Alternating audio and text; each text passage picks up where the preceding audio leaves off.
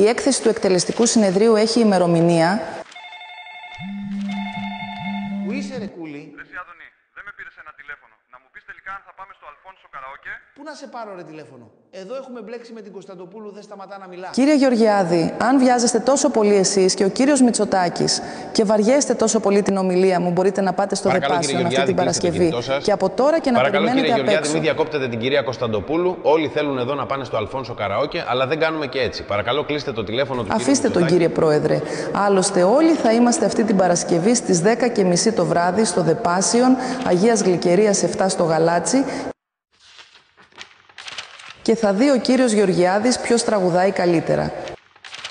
Με κριτή τον παρουσιαστή Θανάση Αλφόνσο.